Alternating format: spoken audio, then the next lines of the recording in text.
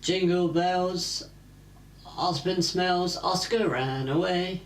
Uncle Crow needs a foe to put that drink away. Hey! What's up everyone, and welcome to the Downton Index.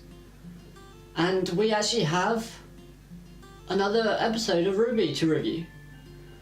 Since it was been on a break over the Christmas holidays, and hopefully all of you at home have enjoyed your holidays, whether you celebrate it or not. But let's get right into the review. So, we start off with a scene between Mercury and Emerald.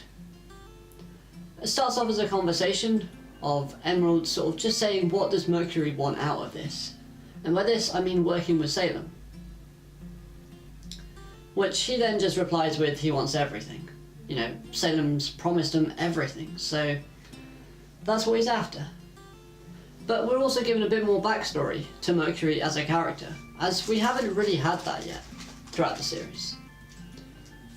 It's revealed to us that he was trained to be an assassin, which might have actually been told to us before. But what we didn't know is that his semblance was stolen from him by his father, and he was told that if he wants it back, he has to become strong. So he did, however he never had it returned. So for all of those out there wondering what his semblance is, I don't think we'll ever find out, because he hasn't got one. After a little bit more dialogue between the two characters, it then escalates to a sparring match of sort, where we see a small fight scene, but it's more just Emerald defending Mercury on the offensive, until Tyrion comes in. And Tyrion does what Tyrion does best, and adds a whole creepy vibe to the whole scene. He stops the fight by tackling Mercury and basically states he's going to Atlas with the Professor to kind of help better the situation, just in case things go south for Salem. So, this scene basically ends with Tyrion laughing and walking off into the distance. We then go to a scene where Jean, Nora and Ren are looking for Oscar. After all, it's Jean's fault that Oscar ran away. And this scene was actually really nice. After a brief exchange of words between Team Junior and Jean's sister, we then see Jean following a leaf, and this leaf is a brown shade of like that of fall. So he follows this leaf and sees a massive statue of Pyrrha, and we're then introduced to another character who could either be one of two things. It can be Pyrrha's mum, or it can be her sister. Now the only thing that defines whether it's her mum or the sister would be her age. We're not given a name, and even in the credits it's just labelled as red-headed lady. So why do I think that this person could be related to Pyrrha? They both have the same eye colour, so both bright green. They both have the same shade of red hair. They're bringing flowers to the statue. This would imply that it's someone important to them. So it can't be Pyrrha herself, because why would you bring flowers to your own grave? That just doesn't make sense. She tears up when Jean is speaking about how amazing and wonderful Pyrrha was when she was on his team. As well as the fact is her outfit, her colour scheme, is completely identical and resembles Pyrrha a lot. However, once Ren and Nora come back into the episode, this lady disappears, leaving just the flowers behind, after having a discussion with Jean. Jean then turns around and says that he's been a bad leader and teammate, and he wants to work on improving that and becoming better. So it's good to see some character development between Jean and the team altogether. So then, this lovely scene, which has brilliant music, where we're looking at the statue of Pyrrha and the conversation between Jean and this mystery woman, is not ruined 100%, but is abruptly sort of ended. And this is because we're then shown Crow passing out on top of the stairs leading to the house that they're staying in. And this just aggravates me a lot because, well, Crow really is going downhill in this series. There's nothing good about Crow that I can say that he's done, apart from the combo attack, but that's just like half a point for good things that he's done. He's a grown adult and he's being pathetic about it. But anyway, all the characters present show a distaste towards Crow at this scene.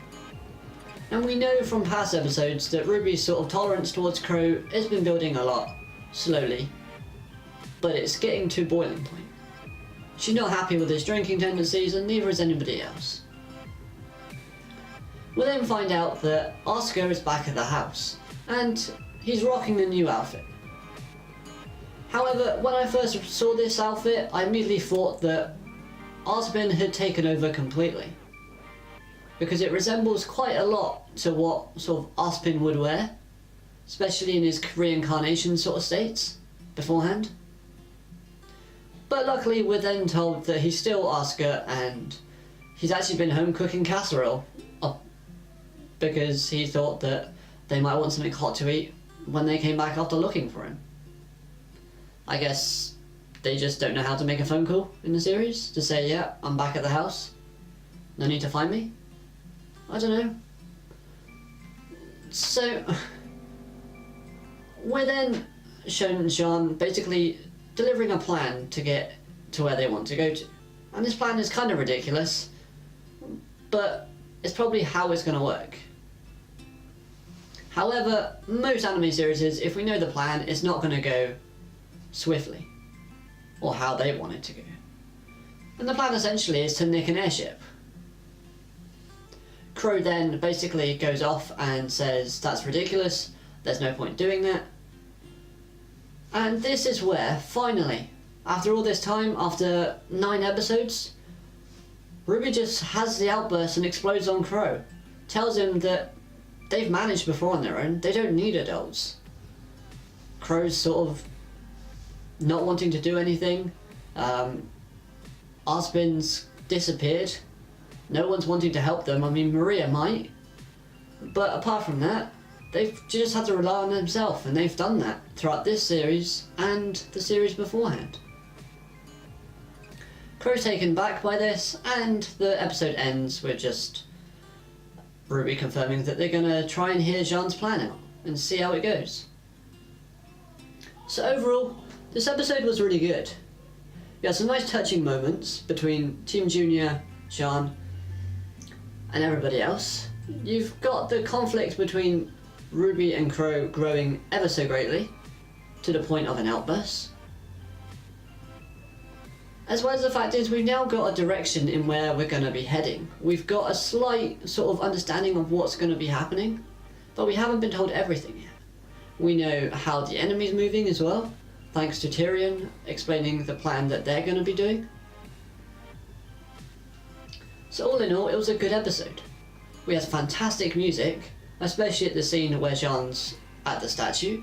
The music was just wonderful, and the music towards the end of the episode where RWBY and Crow are having their confrontation was really nice. It was subtle but nice. Voice acting was on point throughout, and the animation was really good. Nothing sort of spectacular, but it was still really nice to see. It gave us a bit more mystery as to what could happen in the future. So, who is this mystery lady that Jean was talking to? Who might come into contact with Tyrion? We might see a Crow versus Tyrion rematch, because, like I said earlier, Crow hasn't done anything noteworthy in this series apart from just spiral down as a character.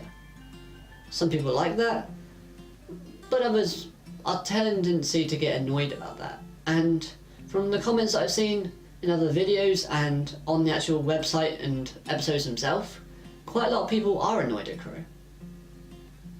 So he needs to do something to redeem himself. So basically that's pretty much everything I've got to cover for this review. If I had to give this episode a rating out of 10 overall, I would give it an 8 out of 10. It's a nice solid episode and a great way to kick off the series of RWBY after the Christmas break. Yeah, so that's everything I'm going to be saying for this review. Thank you so much for watching, and I'll catch you in the next video. Bye for now.